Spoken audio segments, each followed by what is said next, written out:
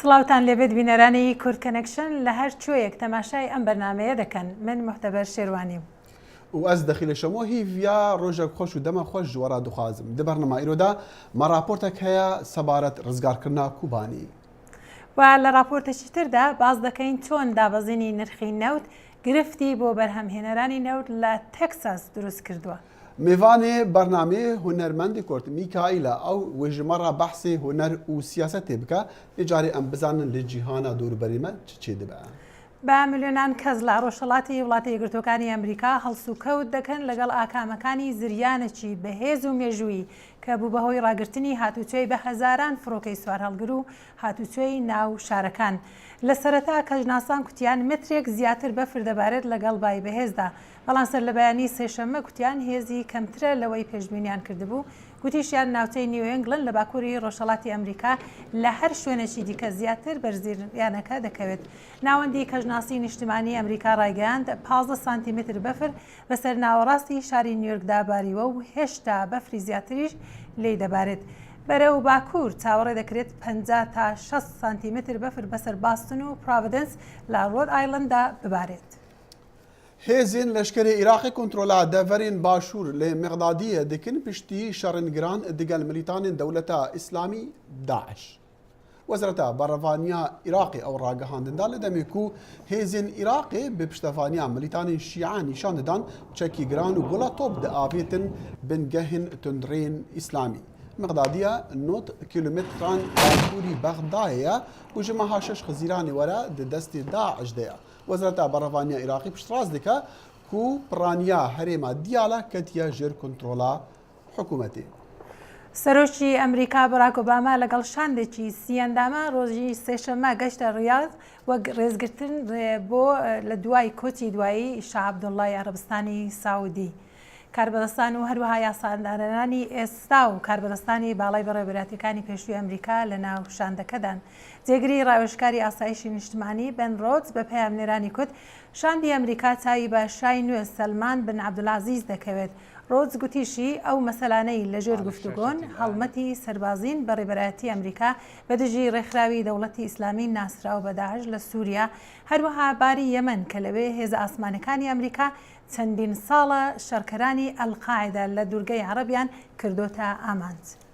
ئەو شەڕڤانên Kurd bi piştevaniya hêrîşên firokên hevpeymanan bajarê Kubanî ji tundreyên Daeş paqij dikin. Karbidestên Kurd li Kubanî dibêjin ew hêşta şerrê hinek şerran li hinek deverên li rojhilata bajar dikin. Li heman dem jî li çend kampên Kurdan û bajarên Kurdan şahî ji bo rizgarkirina Kubanî tên gêran. Piştî nêzîkî pênc mehên şerrêgirtina Kubanî, hêzên Kurdan bi piştevaniya hêrîşên firokên hevpeymana milîtanên Dewleta İslamî Daeş ji nav Kubanî derxistin. Şerrên roja duşem ji bo paqijkirina vî bajarê Kurdan li ser sunûrê Tirkiya ji tundreyên Daeş şikestineka mezina wê komelê bû. Şervanan alayên Kurdan li ser girên dora Kubanî li ser sunûrê Tirkiya bilind dikirin ku berî niha alaya reşa Daeş li ser bûn. Ev serketineka stratejî bû ji şervanên Kurd re û hevbendiya Birêveratiya Amerîka. Heta spêdeya roja sêşemwê jî Pentagon digot Kurdan not ji sedê ji Kubanê rizgar kiriye û bi wêna Daeş negihişte armanca xwe ya stratejî. Komandariya Navendiya Emerîkî pîrozbahiya serketinê li şervanên Kurd kir û got ji Daeş re ji dezdana Kubanî pajveçonek mezin bû. Ji dawiya mehanê îlûna parwere Emerîkiyan bi rêjeya 6 hêrîşên esmanî dikirine ser Daeş li Sûriya pitir ji heştê ji sedê ji wan hêrîşan li nav û li dorûberên Kubanî bûn. Serokatiya Herêma Kurdistana Iraqê jî ku pêşmergeyên xwe dê rêka Tirkiya re di hinartin Kubanî ji bo şerê li dijî Daeş pîrozbahî li şervana û gelê Kurd kir. Karbidestên herêmê sozê didin di şerê Daeş de pitir xurt bin. ئێستا زیاتر لە 1000 کیلۆمەتر ئێمە جەبهەمان هەیە بەرامبەر داعش لە کوردستان بە تەکید هەتا لەوێ پێویست بی و ئەوان پێویستیان بی ئێمە هاوکاریان دەکەین لەوێ و لێرەش پێشمەرگە بەردەوام دەبی لە ڕوبەڕووبوونەوەیدا. لە کەمپێ سروچ لە تورکیا هەنداو باژارێ کوبانی سەدان هزار پەنابەرین کورد یەن کوبانی شاهیا سەرکەتنا ڕزگارکردنا باژارێ خوا دەکردن. ام کیف خواشن کو کومانی سر کرد و ام کیف خواشن صبر نکن کو هیرو ام هیرو هر ولاتی خو نسبا ام وی دقیقه هر حری کومانی بخون جماره حری ور چیتره كيف ما وصفناه يعني كيف ما برخش بو زبرجي اشكر دكم رئيس امريكا اوباما زبرجي وبيراجي بيراجي بيشمرغنا هنيدكم وبيراجي يا باكاجي ازجاو هنيدكم كيف ما برخش تبي وجي فارد يعني خاوه مناج كيف خشبونا يعني كيف ما برخش ما انفجرن ام كي دفاع كوباني كر زوان جي شكر دكم لە ئامادەژی هەزاران کورد کەوتنە ناوجادا و شاهی ji بۆ ڕزگارکردنا کوبانی کرد. داعش لەوان ڕۆژان ڕاستی شکستنên leşkerî dibe hem di Sûriyada û hem di Iraqê de bi taybet digel hêrîşên berfirehên hêzên Kurdan û hêrîşên firokên hevpeyman e. Li mehane Êlûnê şervanên Dewleta İslamî Daeş pitir ji 300 gundên Kurdan li herêma Kubanê girtin û bi sedan hezar xelkê wê سنورên Tirkiye derbas kirin. Niha bajar bixwe kavil û wêran bûye. Çavdêriya mafê mirovên Sûrî bingeh li Lendanê û çalakvanên Kurd dibêjin, şervanên Kurd yên bi navê êkeyên parastina gel YPG mal bi mal li rojhilata bajar digerin û bombên çandî pûç dikin. û car caran jî şeran digel hinek tundreyên Daeş dikin. سترانبێژی بەناودەنجی کورد میکایل کە ئێستا لە وڵاتی یەکگرتوەکانی ئەمریکایە دووشەمە سەردانی بەشی کوردی دەنجی ئەمریکای کردو لە دیمانەیەکی تایبەتدا باسی زۆر مەسەلەمان لەگەڵ کرد وەک ژیانی خۆی لە هەرێمی کوردستانی عێراق کاریگەری گۆرانی وتن بەسەری و هەروەها وەک پێشمەرگەی پێشوو باسی ئازایەتی ژنانی کورد لە شەڕ بەدژی داعش لە کۆبانێ دەکات بەڵام دەپێشدا باسی ئەو ئاهەنگە دەکات کە چەند ڕۆژ لەوە پێش تێیدا بەشدار بوو بە بۆنەی دووی ڕێبەندان 69مین ساڵیادی دامەزراندنی کۆماری کوردستان لە ڤیرجینیا ڕێخسترا بوو. زۆرتر وەک مەحفەلێکی خۆمانەی کوردەواری خۆمان دەتوانین نێوی بنین بەڕێ خۆش بوو ئەو هیچ نەبێ بۆ من لەباریەوە خۆش بۆ کۆنسەرتەکە دۆستا و ئاشنایەکی یەکجار زۆرم کە هەر لە سەردەمی قەدیمەوە بەجێش بوو دەو ماوەی چەندین ساڵەیدا 10 ساڵەیدا 20 ساڵەیدا یەک دوو جار کە فرسەتێکی ئاوا دێتە پێشە بۆ من کە بتوانم لەگەڵوانە ببینمەوە دیسان هاتوێم بکەین ڕازونیازێ بکەین بە بیر و پۆرێک کۆنەکانی خۆماندا بشینەوە زۆرتر ئەو ئەرزشەی بۆ من جێیبایی خەوە بۆنەکەی بەڕاستی بۆنەکەی کە یادی دوو ڕێبەندان بۆ من ئەرزشێکی زۆری هەوە بۆیە لەگەڵ هەموو ئەو ستانداردانەی کە ناوی کۆنسێرتە ئەگە لەگەڵیشی نەبێ من قبوڵی دەکەم و دوێن بە افتخارەوە لە نێوە خەڵکی خۆمدا ئەوەی بۆم بکرێ پێشکەشی دەکەم. کاک میکایل جەنابەت لە هەرێمی کوردستانی عێراق دەژین ماوەیەکە دەکرێت باسی ئەو ئەزمونەت بکەیت لەوێت چ دەکەی ینی ئایا شوێنی گەشەکردنی جەنابتە چۆنە ینی دەتکەمە چونەوەی من بۆ کوردستانی عێراق زگلەوەی کە چەندین ساڵ بوو من حدودی 27 ساڵە لە سوێدە دەژیم هەمیشە پێم خۆش بۆ بەڕاستی پچمەوە ماوەیەکی لەوێ بژیم بەس ینی یەک سەری مشکلات هەمیشە ڕێگرت دەبێت لەبەرەوەی کە نەمتوانی بوو بیکەم هەتا و ماوەی ئاخیر ئەمن یەک دوو مناڵم هەن دیارە مناڵی بەرجداییشن کەم بەتەنێ لەگەڵ یەکیان بووم یەکیان لەکن دایکی بوو خەریک بوو حیسم دەکرد ئەو حاڵەتی ئەو وەک شتێکی خەریک بوو کۆمەڵگا و تەنیایی من و شرایطێکی خاص کە هەبوو کە بۆم پێشا خەریک بوو لێی دەستاندم هەم لەباری کولتوریەوە مناڵەکە هەم لەباری حەسم کرد قدرتم بەسەریدا ناشکێ بنەوەیەک بۆیە بیرم لەوەی کردەوە هەم بچمەوە کوردستان ئەوەی کە بۆ خۆم ینی مەسەرەن ئارەزووی قەدیمی خۆم بۆ خۆم سعی بکەم ئەمنیش و دیسانەکانە لێو لە وڵات وە کوردێک دانیشتم بزانم زۆرتر لە هەست و خواست و بینش و بیرکردنەوە و شەرایط و حیسی ئەو هاونیشتمانەی خۆم لەوێدا لەگەڵی ڕوبەڕوو بووم و هەم خۆم بناسمەوە هەم خۆم بێتەوە بیری هەمیش لەوێ کۆمەلگایەکە کە لەو بوارەیەوە زۆر باشترە بۆ منداڵی لەباری وەی کە منداڵەکە من دەمتوانی فول کۆنتترۆلم لەسەری هەبێ بزانام بۆ چۆ دەچێت بۆ چۆ ناچێت ینی لەو مەحوتەی کە من لەوێ لێدا دەژیمەگە مناڵەکە بڕاتە فروشگایکی احتیاجی بە منە من دەبێ بیبم وەک سوێدێ نییە لە سوێدەوە مترۆ هەیە باسێ سوار دەبێت دەڕوا ئاگاد لێ نییە بلاخرە ئەمن ئەوان پێ مەسلحەت بوو کە بڕۆمەوەوێ ماوەیەکی کە لەو حاڵەتی بۆحرانی حدیقل ئەو تەمەنی 13 ساڵێکی بۆ سەرێ زۆر تەمەنێکی حساس ومە ئەودا بۆ خۆشم تۆزێک لەگەڵ بیرەوەرەکانی خۆم بژیم و مەسەرەن ئەوانە شتی زۆر باشی تێدایە کوردستان چونەوەکەم بەڕاستی کاکم کایل گۆرانی دوخۆڵی دەگەڵ شوانە هەیە بەناوی من ئەمن دەمگوت شعری مامۆستا هەیە منە نازام لەبەرەوەی شارەکەی ئەوانە هەڵبەتە ئەوە زۆر جوان پێکەوە کتوتانە زۆر خۆشە ئایا تا ئێستا دەگەڵ خانمێک گۆرانی دوخۆڵیت کوتووە یان نەکوتووە خۆ ئەوانە بازاڕیان زۆرە جاوەڵاهی خۆمان خانمەکان بازاڕیان زۆرە زۆر باشە بەڵێ باز تێدەگەم مەبەستە چیە باز پێش نهاتووە ئیتفاقەنەوە لێرە ئەو چەند ڕۆژایەتم بەستێکی واکراوە کە لەگەڵ خانمێکی بەشقم توانین چەند گۆرانێکی بەز ئەوەی دەگەرێتەوە سەر گۆرانێکی شوانەی ئەم گۆرانیانە شوانەی برام علاقەی بە گۆرانی کوتم بوو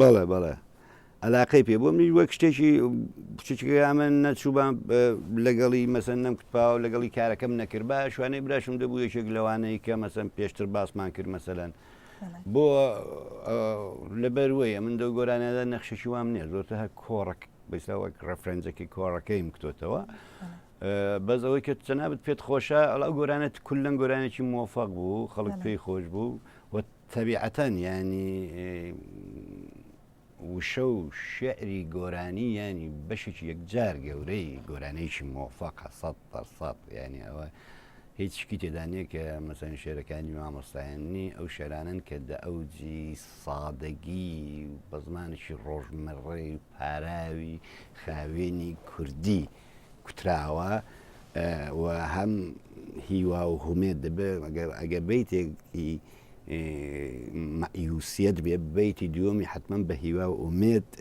تەواوی دەکا و ئەوانە شتایەکی ئەدەبی جوانن حتمما تەحسیری ڕاستەخۆی لەسەر وەی بوو کە خەڵک پێی خۆش برا ئەو گۆرانیە ئەو گۆرانی کوتنەوە ئەوە لە دنیای هونەردا بۆ خۆت ینی جێگای ڕزامەندی تانی بەو شێوەیە کە هەیە دەتەوێت ینی هەنگاوی پتر بنێ لێرە ڕازی ئەوەش دیسان هەر منفیە و هەم مثبەتە ینی بۆ ئەگە بارم منفیەکانی دەنەزەر بگرم مەسەرەن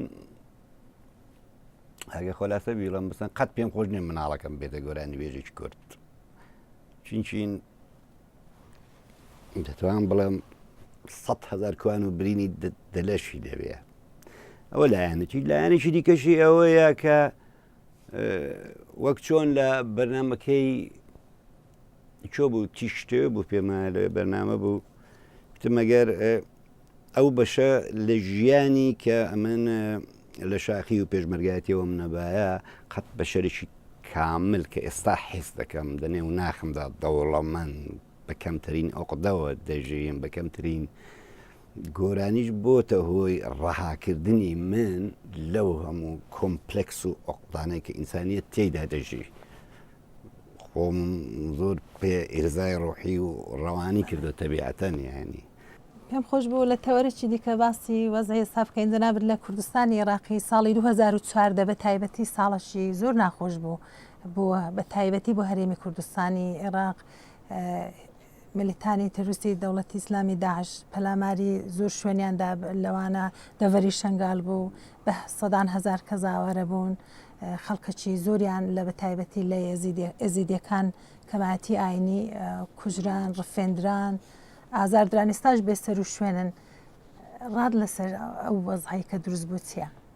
وڵی ئەو وەختە ئەو وازەکی زۆر تایبەت بوو هەر خوددا دەتکرد ئەگە وەک هەر وەک تاعونێکی بۆ سەر میلەتی کورد تازە خەڵکی ئەمە دەویست تۆزێک حەسێتەوە هەناسێکی بێتەوە بەرێ ئەوە ئەویان بۆ مە ساز کرد دیارەوە بە بڕوای شخصی خۆم دەستی زۆر گەورەتری تێدایە و بۆ شتی زۆر گەورەتر پێمانێ پەیوەندێکی تایبەت مستەقیم لەگەڵ گەلی کورد بەس بۆ ئەهدافی زۆر زۆر گەورەتر بەس ئەوە دەستپێکی ئەهدافێکی زۆر زۆر گەورەتر بوو هەمیشە دەو ڕێگەیانەشدا دەبێت بەزایەک شتێک ببێتە قوربانی دەو هەلو مەرجەیدا وا بە مەسلحەت زاندرا کە تۆزە گەلی کورد پێ بێتە قوربانی و قوربانیکەشی دا گەلی کوردش بە مقاومەتێکی زۆر ینی بێوێنە مەسەن خۆی زۆرتر زۆرتر لە هەموو کوڕی عەرزدا مەترەح کراوان بۆکەی لە کۆبانی مۆفەق بوون بە هەموو شێوەیەک باز لە کۆبانی جوای بەشی دمشکێنیان وەرگتەوە ئەوە بوو بەهۆیەوەی کە مەزەران میلەتی کورد گەیشتە هاستێکی کە ئینتەرناسیۆناڵ قەت دەو حاستە قودرەتەیدا نەبووە ناوی کورد ناوی کچی کورد کچی کورد مەزەن بوو بە سەرزاری هەموو خەڵکی دنیاە ئەوە شانازێکی گەورەیە بۆ کورد کە مەزەن شەڕی هەموو میلەتی ئەو کوڕی هەرزەی بکە و بە پشتیوانی بێسلا هاوپەیمانەکانەوە ئەگە لەو بەشەی بگذارێن کە و خوێنەی کە ڕژە هەزاران دایک دڵسوتاو بوو مەسەران تشتی ناخۆ زۆر بوو بەس دەستکەوتی زۆر گەورەشی بۆ کورد پێکێناوە بڕوای زۆر زۆر سپاس دەکەم هونەرمەندی ناوداری کورد مکایل زۆر زۆر خوشحاڵ بووم زۆر سپاس بۆ ئێوە ئەو دەرفەتە مەمنون جارەکەدی بخێر هاتن کورد کونەکشن لەگەڵک وڵاتین ئەوروپی شارەزا باوەڕ دیکن قریزا ئابووری سیستەمی سیاسی ji nav dibe ew tila tawanê dirêjî hêzên dija Ewropa û dijî niştiman perwerên nû dikin ew hêz geşe dikin û gefeyan jî dikene ser yarîzanên siyasiyên edetî. Êketiya Ewropaya 65 salî li ser hîviyên aştiye û geşebûnê hatiye avedankirin. Kesekê pêşbînî nekir di wî demî de bêkarî li Yunanistanê û Spanya wê bigehte 25 sedê bû demekî dirêj yan partiyên tundrê yan partiyên çepên tundrê wê bi ser bikevin û wekû aliyên karîgerên serekî xuya bikin. Destûdarê normal li Ewropa dakeftina aborî û nearamiya siyasiya ku hijmareka kêm kesan pêşbînî lê dikir. Gelek şarezaya gotin qeyrana aboriya sala 2008 hêşta li Ewropa bandorê dike. Endriano Bossini, şirovekar li Strategic Forecasting, ku kompaniyeka agehiya nîyanêfnetewiyê ku bi navê Stratford nasiyare û bi rêya Skypeê got. What began as a financial crisis evolved into an unemployment crisis. Tiştê ku wek krîzeke darayî dest pê kir bû krîzeke bêkariyê û pîvanên kêmxerçkirinê ku hikûmetan li seranserî kişwerê sepand dûrbûnekê dixe navbera dengdaran û çarçweyên klasîkî. Ev jî şîrove dike berzbûna partiyên Ewropayên biguman, partiyên niştimanperwer û partiyên protestokirinê ku rexneyan dikin li pîvanên kêmxerçkirinên hatî pêşniyarkirin ji aliyê Bruxelles de û her wiha rexneyan dikin li partiyên siyasiyên ku piştgiriya wan dikin li piraniya wan welatan. Geşebûn fakter bû ku Ewropa gihandiye ek û bê ew geşebûne ew kêşwere wêjek vebitin. Bossoni dibêjitin pirsa serekî miştomiriya li navbera vegerxistina sermayedariyê ye beramber rîform û pîvanên destgirtinê bû bihêzkirina aboriyên dakefti yên welatên Ewropa. There are countries which think that Hindek welat hene bawerin ku ji bo çareserkirina krîzê wan pêwîstî bi xerçkirina pir heye, bi weberhênana pir heye, bi terxankirina pireyên pir hene ji bo xurtkirina vewejandinê. Ev nerîna han jî İtalya û Fransa alîgirên wê ne. Lê li alîkî din em dibînin hin welat dibêjin na destpêkê divê hûn çaksaziyên bingehîna aboriya xwe bicîbînin piştra hûn ê karibin xerçkin. Ev jî bêhtir ji aliyê Almanyada tête dîtin. Gilêt Pristowet, damezrêner û serokê binyada stratîjiya aborî bingeh li Washington dibêjit, di rastî de aboriya Ewropa yê hatî Almanîkirin. All of Europe is being squeezed into becoming Ewropa hemî ketiye nav vewejandinekê ku dahat serkirdatiya wê dikin. Çimkî astên qerzan gelekî bilindin û Almanî jî dibêjin û bicê jî tînin ku ew ê piştgiriya zêdebûna qerzan nepejirînin. finance, increasing debt. Li demê deyn û pîvanên destgirtinê pirsên serekî ne li başûrê Ewropa, کوچبری پرسا سرکیه دمشتومریا باکوری اوروپا بوسونی جبنیادا ستراتفورد.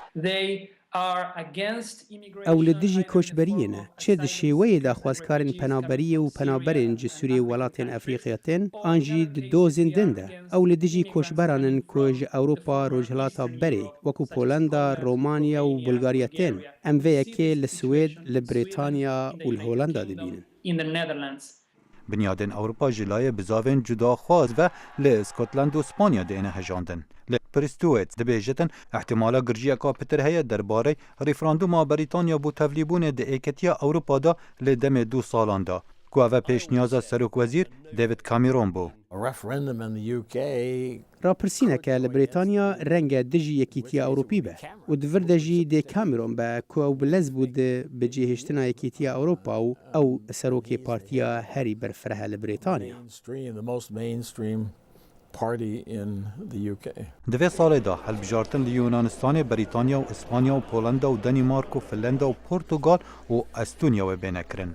پرانیا شروع و کارا قایلن انجام هلبجارتنا لپرانیا وان ولاتان واهی بنماین ایکتیا اوروپا جگ بکت. خالد فتاح دنگ امریکا. لەگەڵ کو نرخی نەوت هەروادێ و دادەبەزێت هەڵکەندنی بیری نەوتیش لە هێندێک بەشەکانی ئەمریکا بە تەکساسەوە لە کەمی داوە. ئەمەش نیگەرانی دروست کردووە هەرچەندە تا ئێستا کاریگەریەکی ئەوە تۆشی لە سەرگەشەکردنی ئەو ناوچەیە نەبووە. لەوێ دەڤەرا دووریا باشوورێ تێکساس و جارێکی ji caran aram bû niha trafîk û çûn û hatineke mezin li vir heye. Bi xêra hewildanên kolandinê ji bo derxistina petrolê li Eagle Ford geşepêdan li bajarokên wekû Kennedy çê dibin li gel meyxaneyên nû û restoran û bazarên nû. Li Pana Maria ku ji aliyê koçberên Polonî di nîvê sed sala 19 de hate damezrandin, Mark Mika xaniyekî nû ji xwe re ava kiriye bi wan pereyên ku kampanyayên petrolê dane wî da ku erda wî ji bo derxistina neftê bikolin. اف تشتکی گلک باشه جمن را تشتکی گلک باشه جه گلک کسی دن را نها گلک میلیونر لدوری پیدا بونه لێداکەتنا نرخên neftê leza avakirina projeyên nû kêm kiriye. Helen Hernandez dana ruxsatên projeyan li devera Carnes birêve dibe. Ew pêşbîn dikin ka dikarin çend bîran îsal li vê deverê bikolin. Ve cewan nîvî ji mara bîran kemkirine. Ew yek jî cihê xembariyê ye ji bo Travis Jackson karmendê zeviyê neftê. Ji bo her kesî nirxê neftê gelekî baş e. Ez dizanim bavê min jî bi vê yekî kêfxweş e. Lê ji bo me ev yek tê wateya ku ne kar heye ne jî pere. Hinek kampanyan dest bi berdana karkerên xwe kiriye. Lê ew kampanyên ku operasyonên wan erzanin hîn akîvin. Şofêrê kamyonê Ronald Thomas dibêje li cihê ewlê kar dike asta kar kêm nebûye. Ez spasdarim ku karê min hîn berdewam e. Her kes li vir mijûlê karê xwe ye. Rewşa min jî aram e. Omer Garcia serok û rêveberê cîbicîkar e yê kampanya South Texas Energy and Economic. Kampanya wî nûnertiya kampanyên ku li herêma Eagle Ford kar dikin dike. Ev kompanî dev ji vê weberhînana $1 milyar bernadin. Ew ê karê xwe berdewam bikin û wê derfetên kar li başûrê Texasê herhebin. Lê di kîjan astê de ev yek li ser nerxê neftê îsal dimîne. Garcia dibêje geşepêdana enerjiye li herêma Eagle Ford gelekî nû ye ku xelk li vir fêrî daketineke mezin ya nirxê neftê nebûne.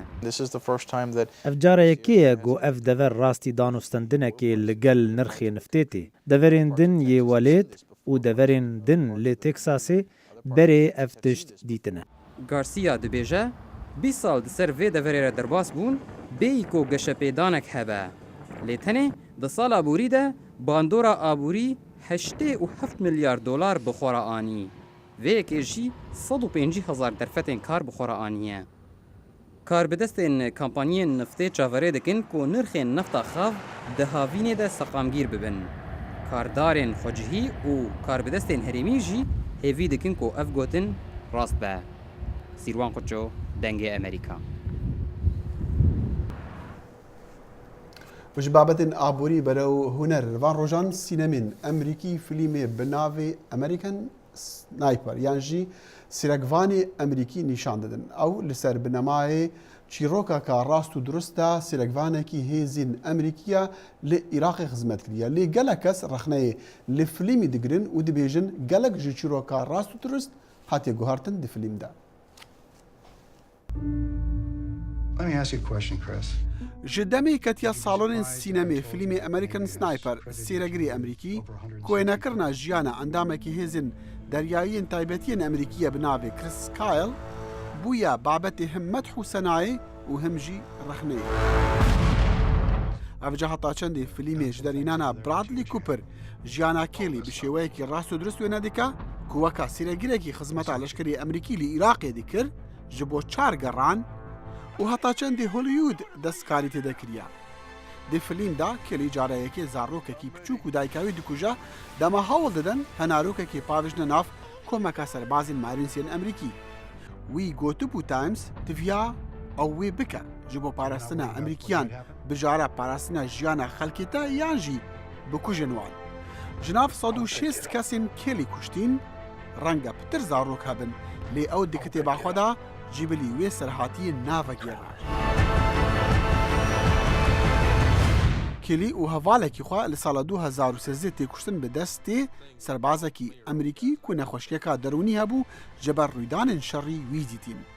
حتی آنها فیلم امریکن سنایپر 154 میلیون دلار درست کرنه و بربجار بوا جبو باشترین فیلم لخالات اکادیمیا 87.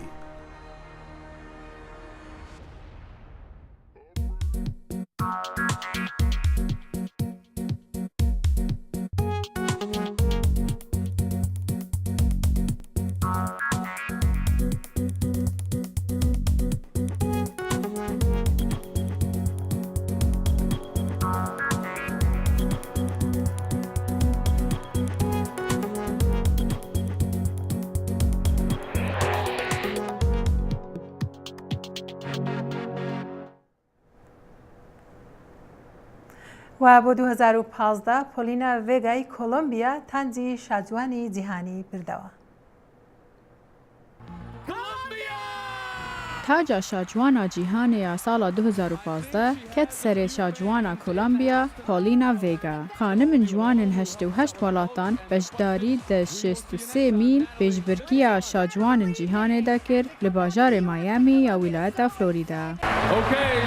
خونا پالینا بجیهاد نبز ببنو نرا خانم جیهانی یان ولات خو کو خماوی جوانی به لیدیسان به خانمک پروفشنال جیر و بکدا خو بجی جناف شاجوان 6 سالم بوری سه ونزوئلا بون تشتی بریارا دسته دادوران و شاهی ورگرتنا تاجا شاهجوانا جیهانی پالینا ویگا یا 22 سالی گود و وگر خوندن خوا یا پریوبرنا کارداریه.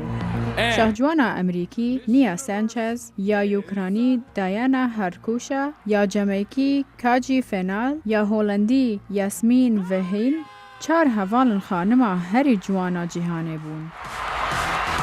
راویندوسکی دنگ امریکا. This means the first runner-up is USA.